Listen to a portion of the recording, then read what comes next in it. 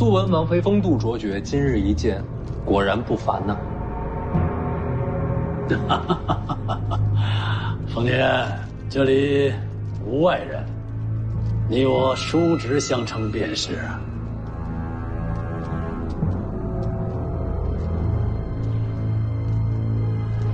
小侄见过靖安王叔。徐老兄虎父无犬子，我这儿子输了你一大截儿啊！王爷言重了。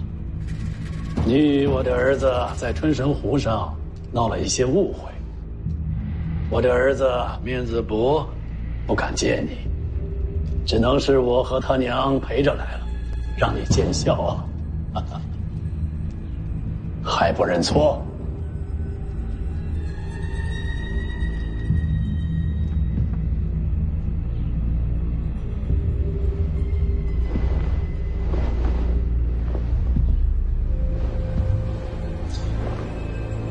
向徐兄请罪。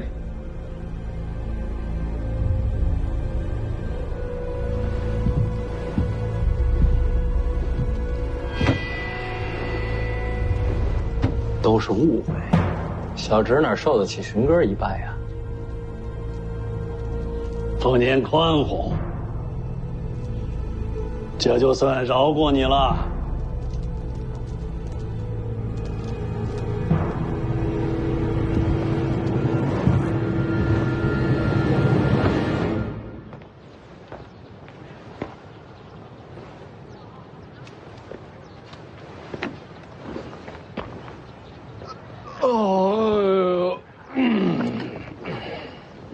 哎，前辈去哪儿啊？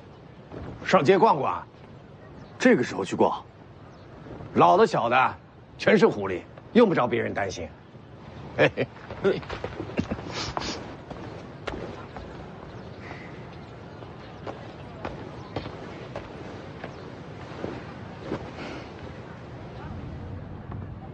靖安王就在那个院子里，要不要进去报仇啊？你不用这么守着我，我是不会冲动的。如今我的命是为守护徐丰年而活。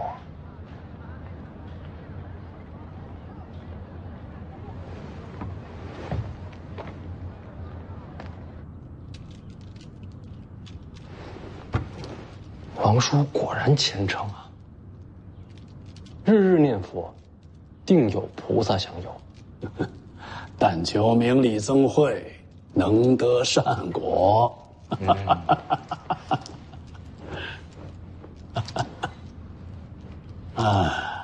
哎，对了，我听闻凤年前几日住到了母山岛上，是住了一晚。哦，岛上王灵泉王先生是我麾下爱将，想不到与你相熟，可谓交友广泛呐。实不相瞒，王伯从在军中任职，他是我的长辈。哦，原来如此啊！那就让王先生多陪凤年几日，等你走了以后，再让他回府中办事好了。不好意思啊，靖安王叔，王伯既是北凉旧部，那自然是要回北凉才对。落叶归根嘛，你说是不是？言之有理。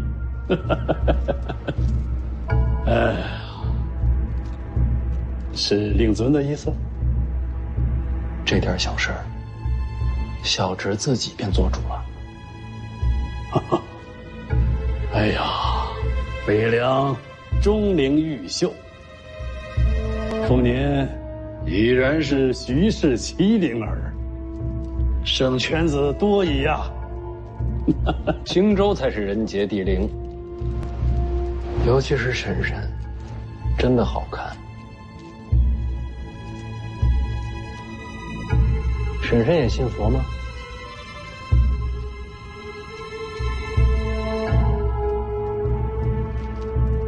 自家侄儿相问，不必拘礼。是，也有礼敬。那既是这样，侄儿应该寻串手珠送给婶婶。不必了。一片心意，婶婶切莫推辞。父年好意，不好推却。是。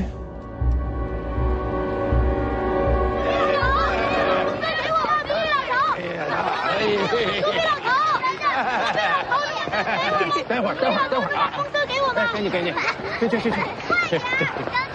哎，小丫头，这么巧？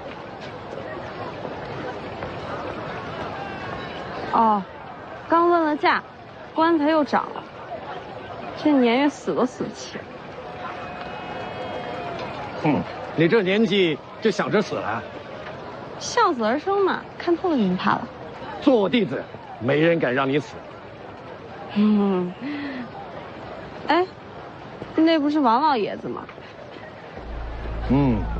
是他，瞧着匆匆忙忙的。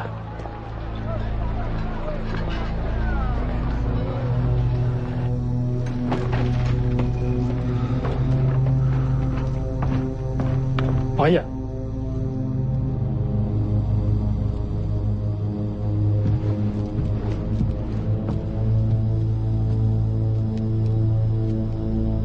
去吧。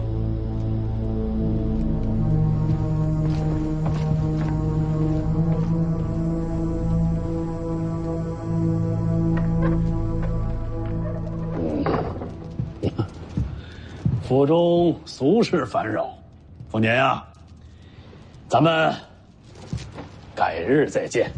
侄儿恭送王叔。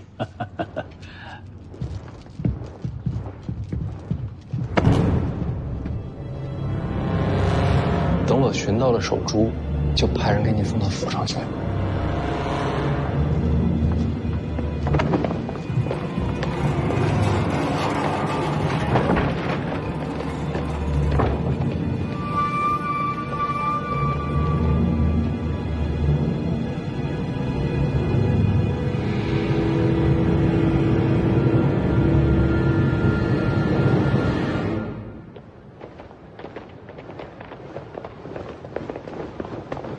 刚才我在街上瞧见王林泉了，但是他没来客栈，反而去了静安王府。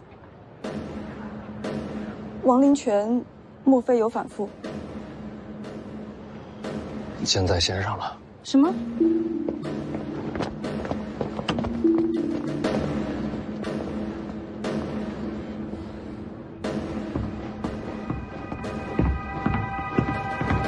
你来客栈，你爹知不知情？这与你有何关系？事关紧急，烦请实情告知。他不知道。有没有法子回母山岛？谁？我和你。船都被我爹扣着，你要回去找他就行了。不行，不能让他知道，咱们单独回去。你要做什么？你爹去了静安王府。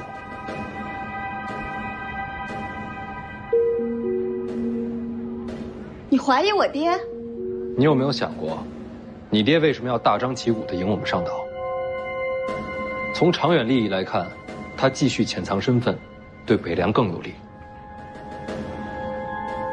还有，他为什么一定要把你塞到我身边来？难道你知道？他要救你的命。什么？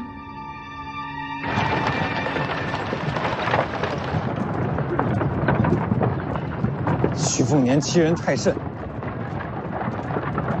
父王，那王林泉怎么还要打量来见你？这自然都是徐骁的意思。徐骁？徐凤年毕竟年轻啊，刚才说话间意思很明白，他是想让王林泉全家迁回北凉。王灵泉暴露身份，不走也不行。王林泉走了，他徐凤年就走不了。现在看上去，我这边骑虎难下，放徐凤年走，朝廷就会猜忌我和北凉结盟；而杀徐凤年，许孝必定报复。可实际上，许孝还是给咱们留了一条两全其美的路。留下王家。没错，王灵泉已经摆明自己北凉暗谍的身份，把他们全家留在青州，就能够让朝廷看清咱们的立场。青州和北凉关系彻底闹僵，京城那边也就该让徐骁见驾了。想让朝廷放心，光扣留王家恐怕不够。是，要立场鲜明，就得灭了王家满门。这也是徐骁部的觉悟。不然你以为王灵泉为什么要堂而皇之的袒露身份？从他接徐凤年上岛那一刻，他已经做好了献出全家老小性命的准备了。把手下一家全都送上断头台，徐骁好狠心。如果这点狠心都下不了，徐骁就没资格下这盘棋。不可能，不然你爹为什么急着让你跟我走？跟你走才能救我的性命。毕竟为人父母。这都是你爹的计划，我们王家一开始就是弃子。现在回母山岛，我才能救下王家。我徐凤年从来不打算按别人的规则下棋。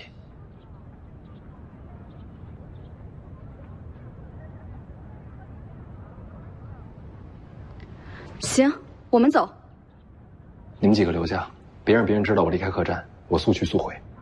保全王家，世子怎么离开青州？不走徐骁给的路，我就自己移山填海，造条新路出来。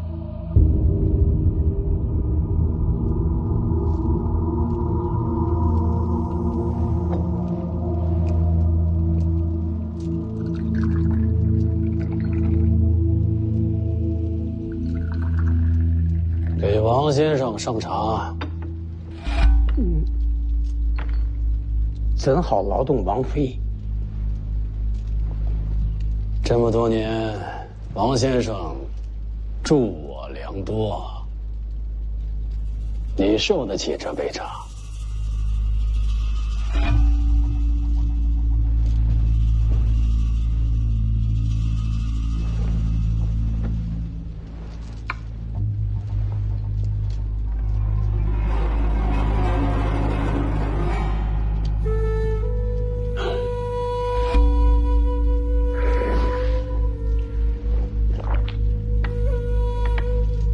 谢王爷，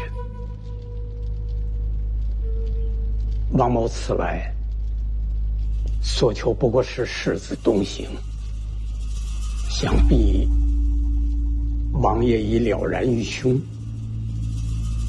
有人走，就得有人要留。我留下。你一个人可换不了徐凤年。小女年幼，恳请留条生路。除此以外，王家满门都愿意留在青州。说是满门，就不该手软。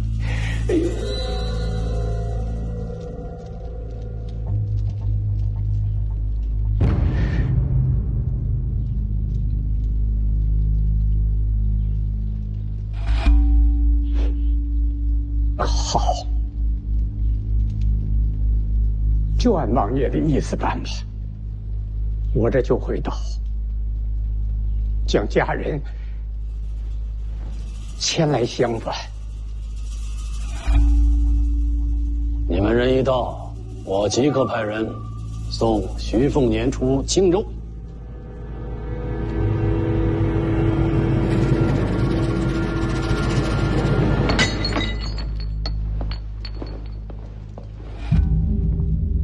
你不恨徐骁吗？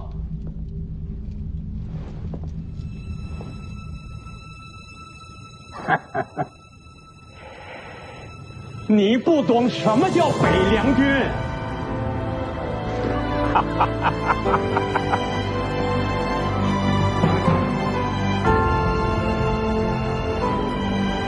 北凉可畏，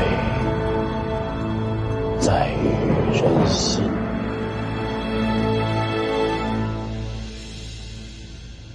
你下去，好好想想。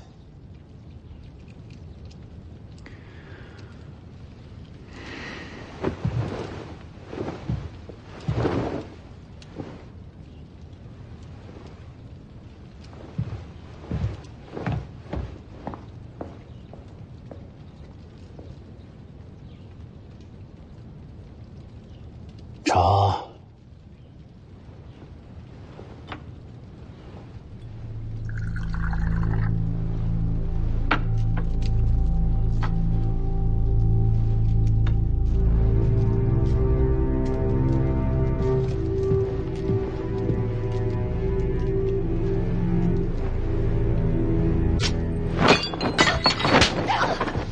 起来！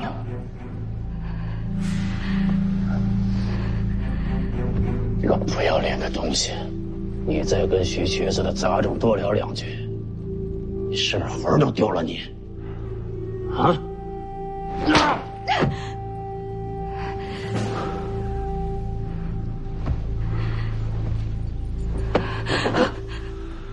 你以为我不知道他摸了你的手？你这个贱人，你是不是觉得心里很欢喜？啊！我既是贱人，就不配做王妃了。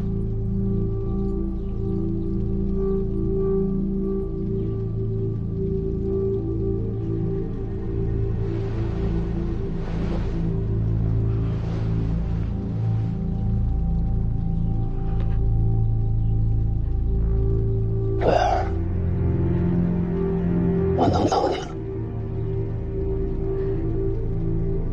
不能。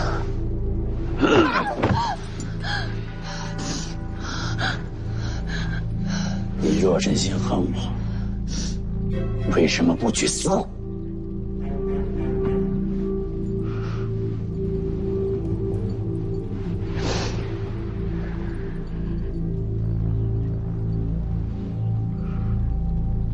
我怕死，所以嫁你。滚！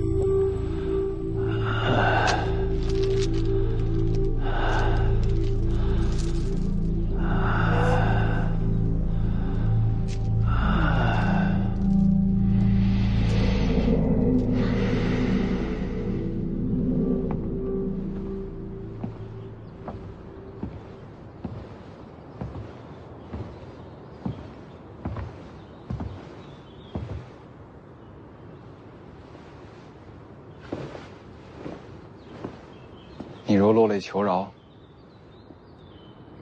他或许会停手。多谢世子。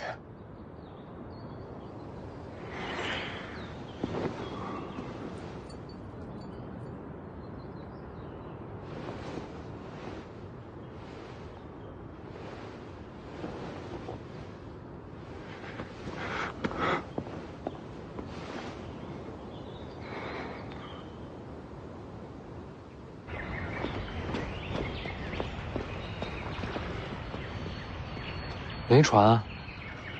我都说了，我爹扣着船呢。那怎么上岛啊？王姑娘，咱们现在赶时间，得比你爹先回岛上。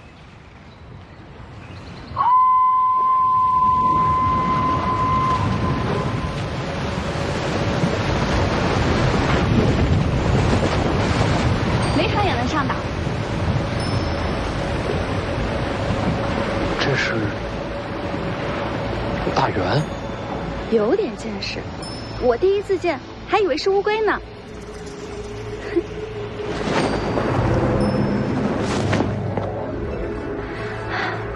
还等什么？上来啊！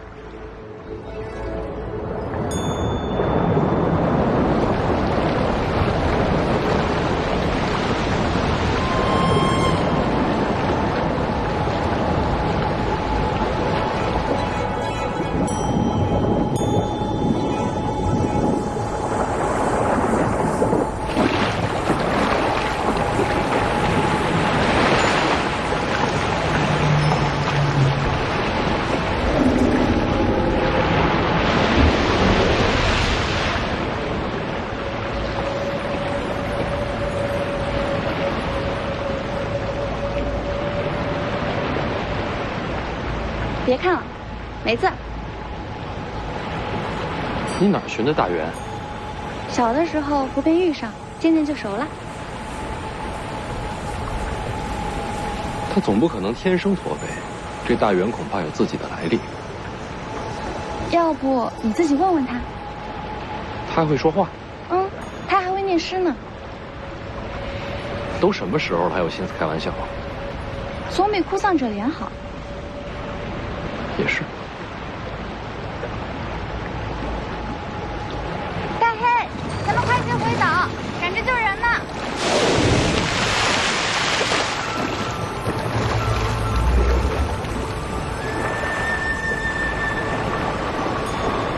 这是你给他取的名字？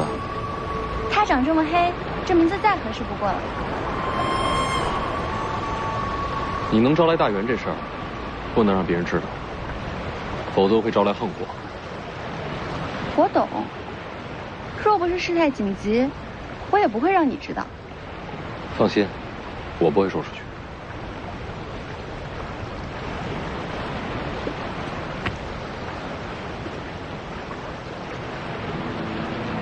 你为什么要救我们家？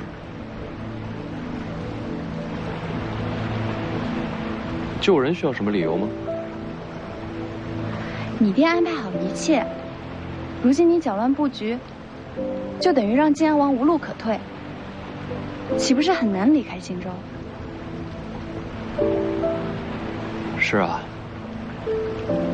我也明白，我只要狠狠心，按照徐骁给的规划走，就能安然离开。但是人呢，有时候还是傻点好。人不是越聪明越好吗？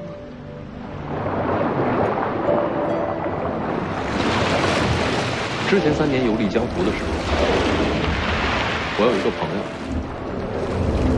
他叫做温华，是一名剑客。很厉害吗？我怎么没听过？他随身佩戴的是一把木剑，平生与人交战，从未胜过。木剑。穷，买不起真的。你怎么会跟这样的人交朋友？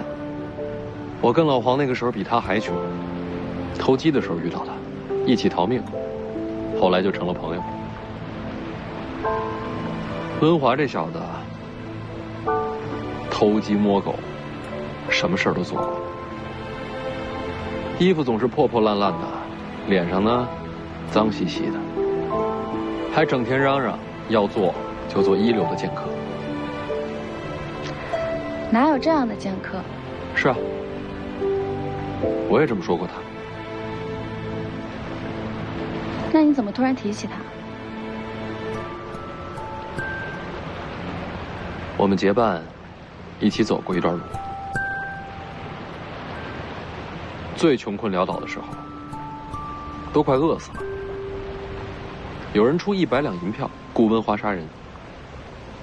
他杀了吗？他把银票扔了。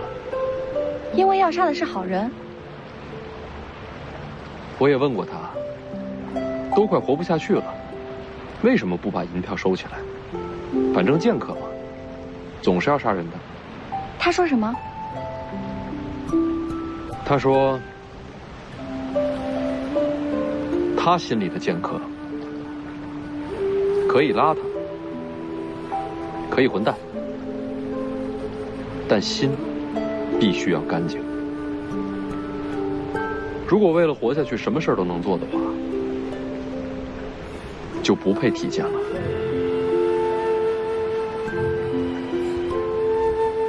你说这事儿是不是特别傻？他明明手里只有一把木剑。还好。我也是傻，把他这话听进去了。所以，你不愿意牺牲我们王家，是因为你也想做个心里干净的人。我大概是做不成剑客，但我也想好好做个人。文华说，人这辈子最怕的就是心中有愧，所以我不想取舍，不想妥协。我只做我心中认为对的事儿。是很傻，我都不知道你这样的人怎么接手北凉。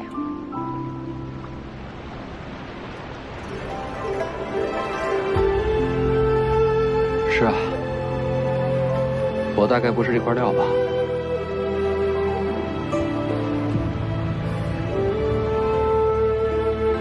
但我还挺希望看见你这样的北凉王，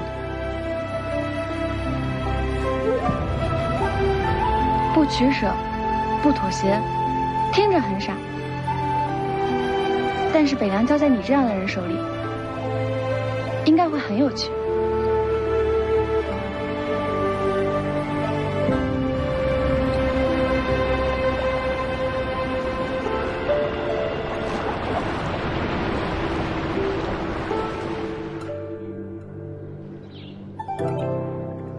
举家前往北凉，有什么疑问？哎呀，这么大的事儿，是不是等老爷回来再说呀？就是王伯的意思。不信你问你家小姐。没错，我得让大家尽快出发。这太仓促了，衣物家具还都来不及收拾呢。只带钱财和随身衣物，人先出发，其他东西回头再说。这，我还能骗你们不成？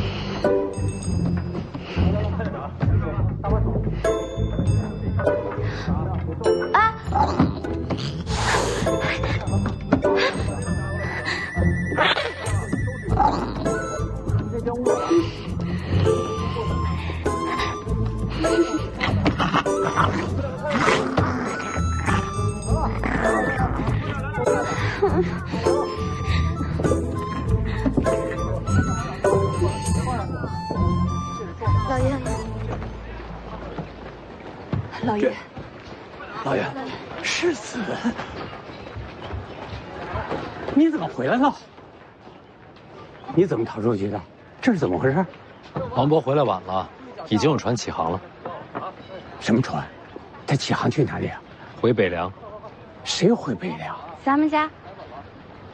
万万不可！人已经走了一小半了。王家此事不能走。王伯觉得下一任北凉之主，除了我还能是谁？非世子莫属。那既然如此，我下得令你要违抗吗？不是抗命，是大将军另有安排。是你全家换我出青州，对吧？事情有变，徐骁改了计划，如今不需要王家牺牲了。这么大个事儿，我还能骗您不成？您赶紧上船，回了北凉，还有好多重要的任务给您呢。那靖安王他怎么肯放您离开青州呢？徐骁都安排好了，您再不走，才是连累我呢。这样吧，我有徐骁的手令，我给您看。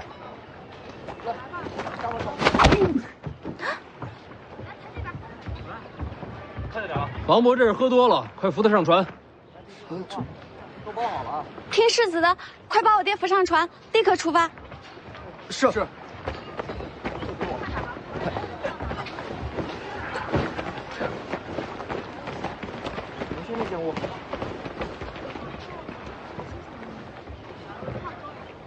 你打我爹？不然呢？不打，让他留在这儿等死吗？打了就打了吧。这才是孝顺女儿。这样，你来主持这边，尽快搬走，累赘就别带了。你去哪儿？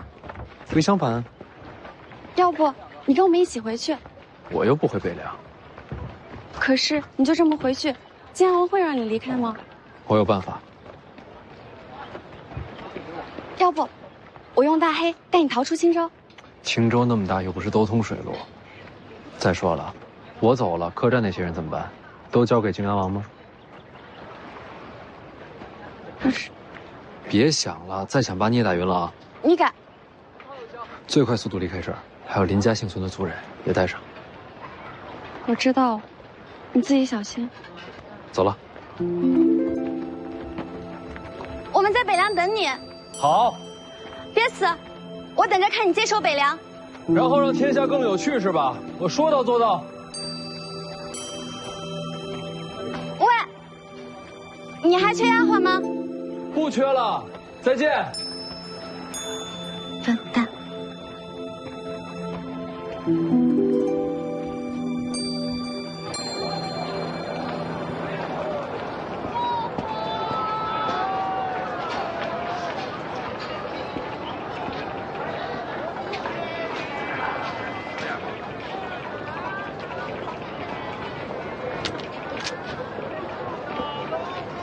这个啊，那好，我给您收起来。用这个檀木盒子装。这么好的盒子装这个珠子啊？我觉得挺好。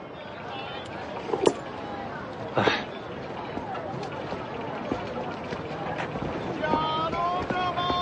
魏爷爷，回到客栈呢，听说你出来了，想出来找找，还是就遇见了。都打听过了？打听过了，世子赵寻呐曾经痴迷裴兰梅，后来却被靖安王娶做了王妃。成亲之后，靖安王对王妃宠爱有加，那不仅仅是襄樊城，整个青州啊都知道王妃是靖安王最爱之人。那就好。魏爷，你帮我去一趟靖安王府，就说这个是我送给王妃的手珠。等等，先去找副纸笔，这盒子里总得留句话。啊，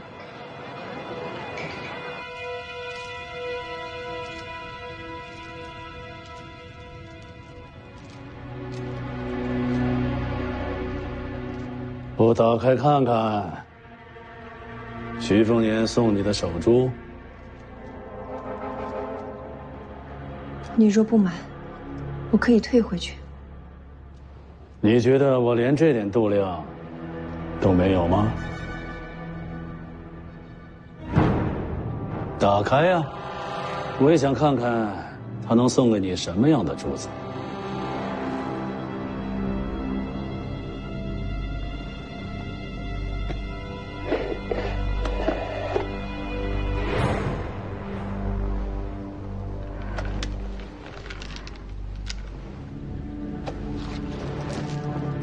边角料做的。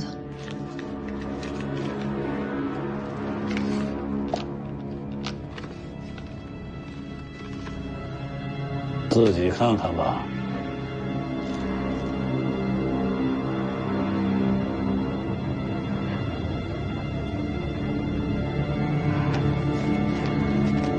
薄礼一份，烦请婶婶明日午后赶往芦苇荡，侄儿想亲眼看你戴上。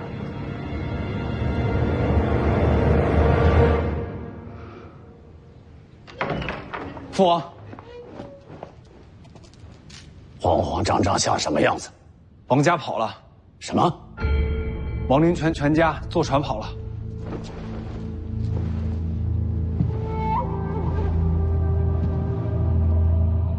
全跑了？是，走得太匆忙，等得到消息，船都离开了青州水域了。追吗？随时不能离开青州，这是军令。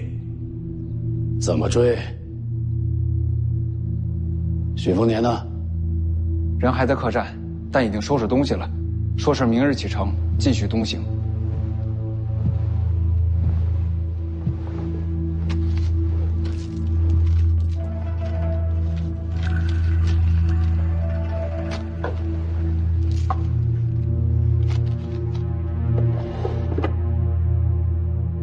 既然是世子送给你的，你就收下吧。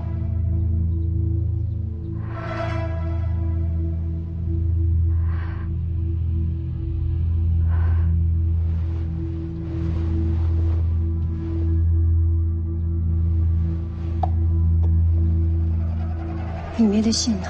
好歹叫我一声王叔，明日你就带我去芦苇荡送他一程吧。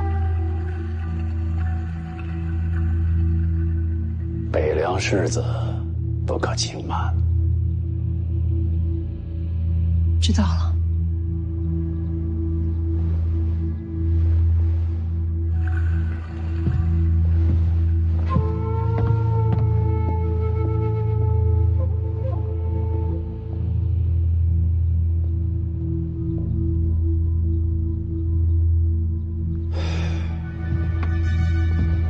许丰年这个小子，把自己和我都赶上绝路了。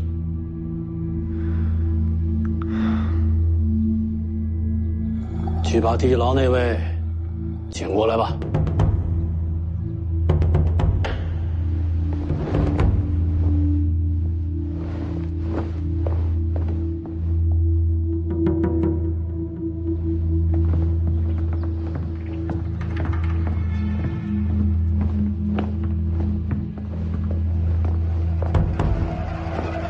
父王，赵凯见过王爷。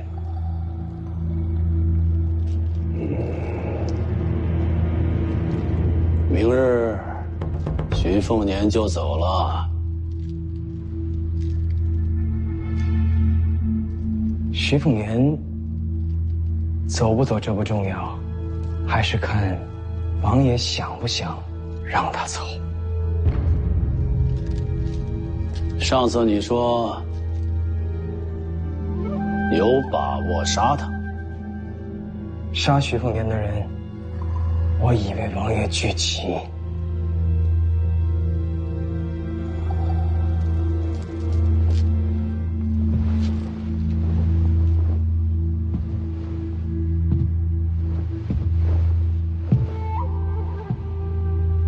不是为我，你私自动手，与我何干？王爷说的是，杀徐凤年是私怨，与青州无关。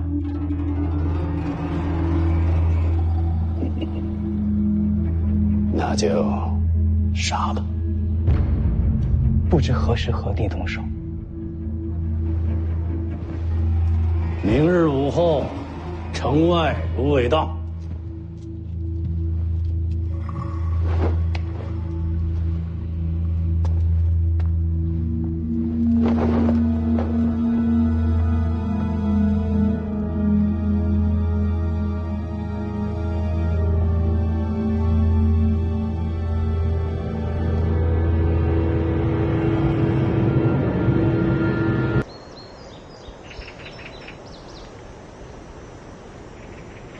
这单好了。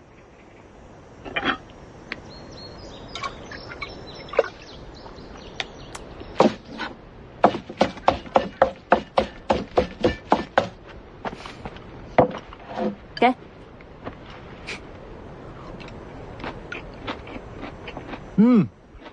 好吃。小花，你做的酸菜怎么这么好吃？就是吧，每次都是白菜，要不下回我们换个菜试试？我只会腌白菜。已经很厉害了。天天就知道吃，不是说找徐凤年的麻烦吗？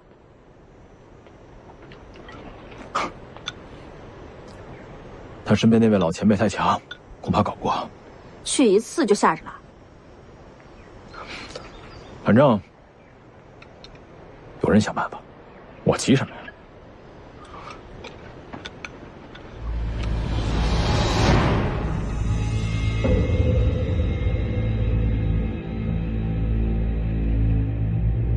阁下是哪位？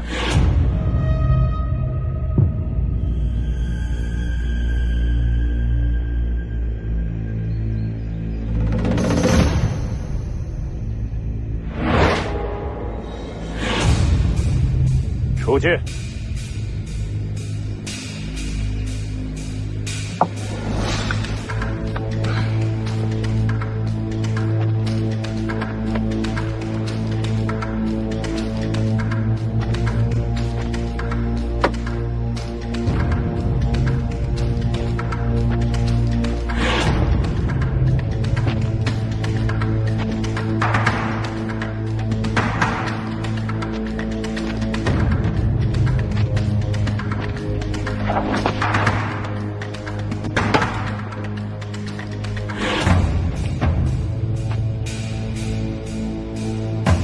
为何不出剑？阁下难道没听说过，若心中有剑，草木泥石皆可为剑的道理吗？没听说过。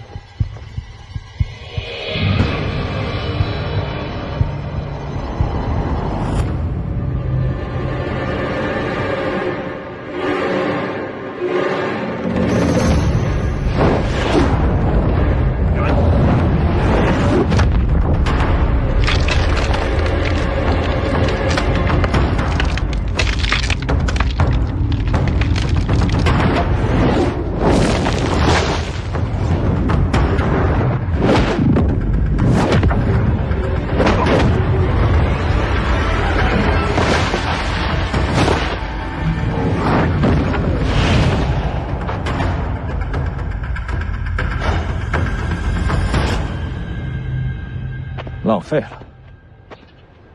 剑就是剑，草木就是草木，无知者才混为一谈。出剑！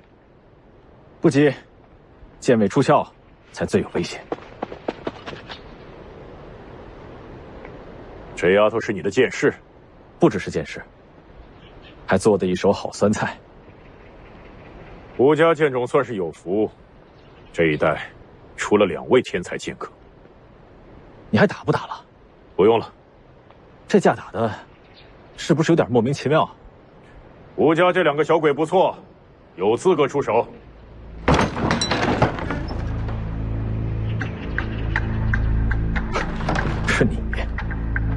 你又有机会了。明日午后，徐凤年会出现在城外芦苇荡，到时这位前辈会与你一起出手。这位是？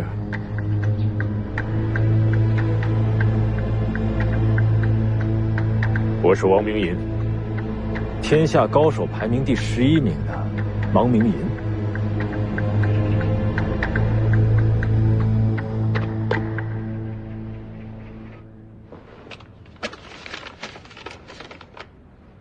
王明银也在襄樊城。是的，有人把消息送到客栈，小二转递的。谁送的？小二说是个姑娘，笑呵呵的，没通姓名就走了。你知道是谁？想不出来。王明银又是哪个？天下高手排名，这一位，常年排在第11。这一般不都是10大高手吗？他不正好排第11吗？那岂不是活得很郁闷？天下这么大，能排到11位的，已经是顶尖人物了。那跟你有什么关系？他大概是来杀我的。为什么？因为我和徐家有仇。多大的仇？拿来了吗？靖安王托我物归原主，算是份诚意。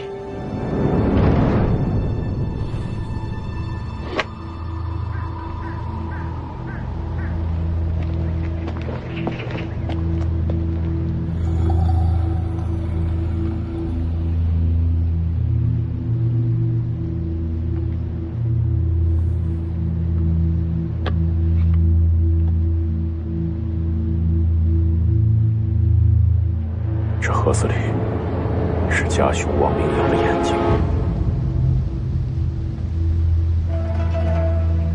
王明阳，这名字这么耳熟呢？他是你们楚国当年的名将。对了，守城第一王明阳。守城第一，当之无愧。当年徐骁率10万兵甲围攻襄樊城，王明阳整整守了3年，襄樊才被攻破。这我听说过。城破之后，王明阳战死，西楚不遇，自此衰亡。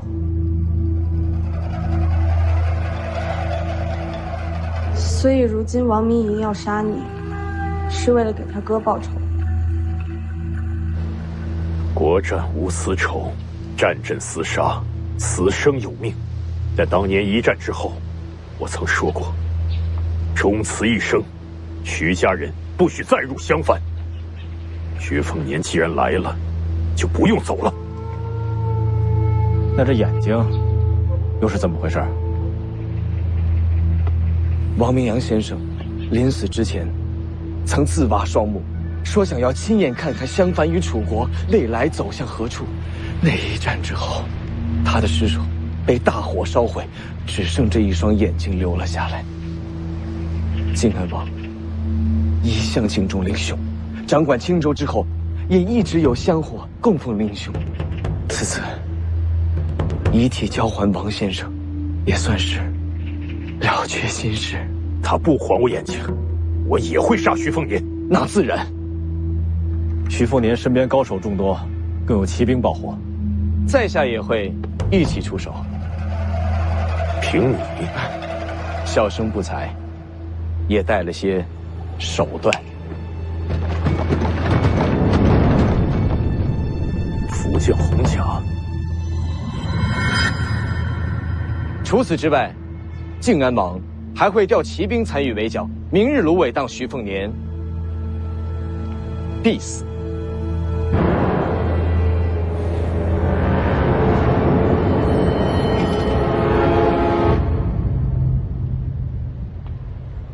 你知道有人要杀你，还出来闲逛？千雷蒙城怎能不看一看？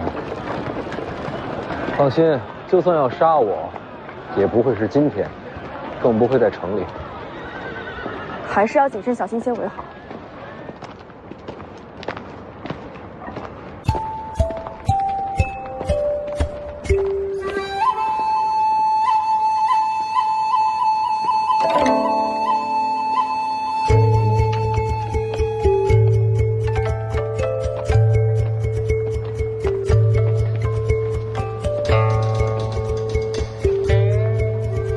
狮子。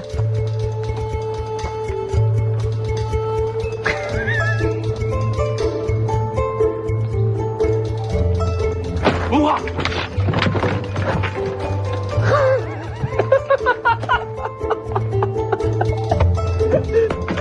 是徐啊！你怎么在这儿啊？没见着睡觉呢。啊？哪家公子那儿顺来的衣服呀？还顺2把刀。回头苦主找过来，你别连累我啊。你小子呀，还是这个邋遢样啊，还没扬名立万呢。少废话，你要是真有心，衣服扒了，换点酒肉，咱们俩好好吃一顿。寻点酒肉。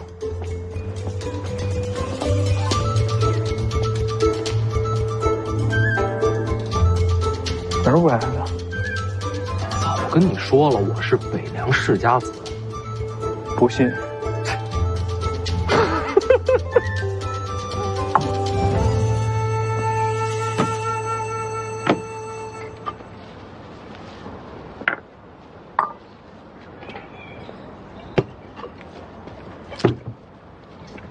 请用。麻烦你了，弟媳妇儿。温公子，你怕是误会了，我只是个丫鬟。姑娘这般人物，若是丫鬟，太没天理了。他是欺负你，你跟我说，我帮你说说。哎，说真的，你到底为什么来相反？看上个小娘子，那是啥想？又看上了。为什么要加个又字啊？我这次真喜欢。哪次不是？我冷着跟你说。哎，老黄呢？没跟你一块儿啊？老黄没了。死了？死了。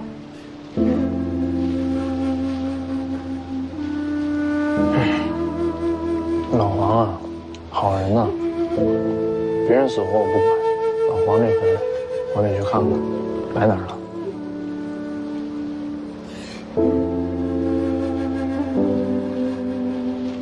死在东海那边，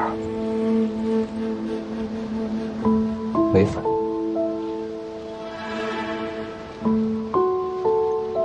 嗨，跑那么远干嘛呀？那些年遇上你们俩的时候，老黄整天唠里唠叨的，我真觉得烦。现在不在了，还有点寂寞。是挺寂寞的。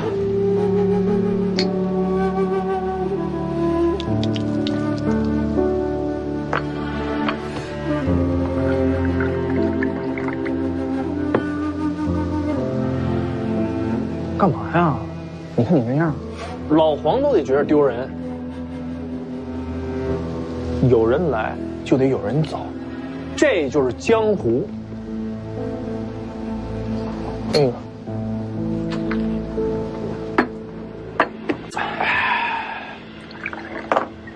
要是老黄在的话，这鸡腿轮不着我也吃不着啊。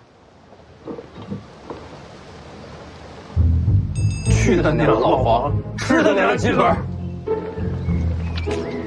老黄要在呀，鸡屁股都剩不下。喝酒了，记住了，有人来就有人走，这就叫江湖。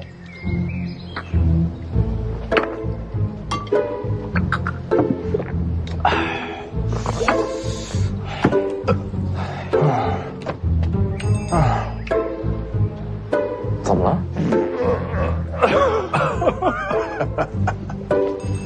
哎，那不错。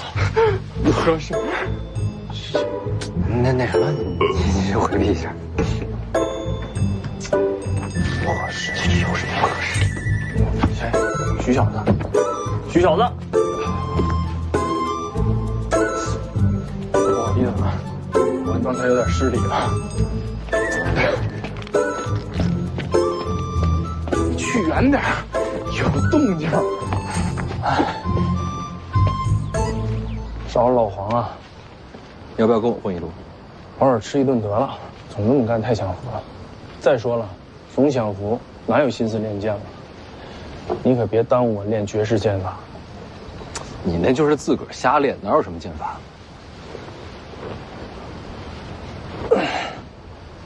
哎，你那边一耳宽，你帮我揪点。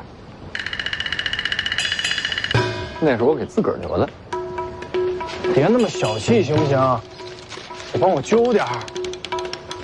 你就凑合凑合吧。这我怎么凑合呀？输了。哎呀，不早了。我也该走了。欠你这顿酒肉，回头遇上再还。去哪儿啊？北莽边境瞧瞧。边境怕是要乱，你悠着点儿。你怎么知道的？你真是北凉世家子啊？可不是吗？甭管你是什么身份，反正我是把你当兄弟了。可不是嘛？乱点好啊！练剑就靠乱，养剑意。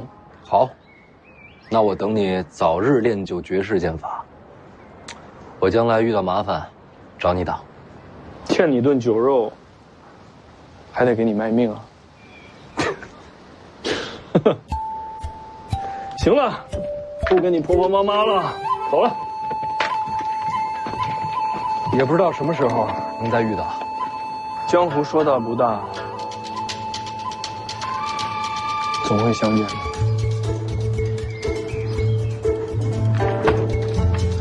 馒头白呀白，白不过姑娘的手；河尖儿翘呀翘，翘不过小娘没眼哨。走了。江湖说大不大，总会再见的。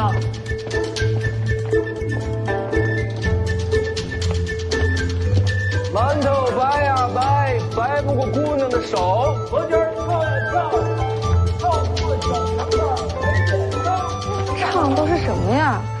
我们自个儿编的小曲儿。世子，这位温公子是您外出游历时候遇到的。是啊，陪我和老黄走过一段。看你好像很看重他。要按李前辈所说，那这些纹路是传送真气。洪家内部篆刻极其复杂，我一时半刻看不透。不需要重造洪家，能不能找到弱点？要是从这个角度看，倒是有几个点可以尝试攻击，或许可以让洪家的行动迟滞一刹那。那就好。世子觉得福将洪家明天还会出现。如果要杀我的话，明天是个好机会。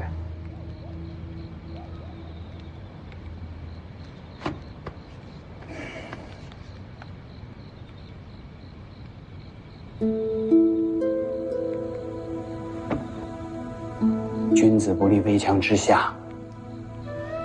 世子既然知道危险，不如迅速地离开青州，继续东行。走不掉的。我既然让王林泉离开青州，景安王就不会轻易放我走。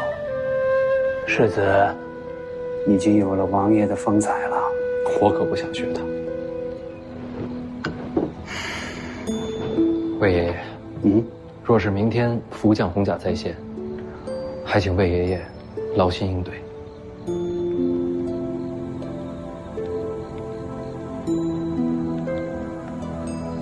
哎，我再看看。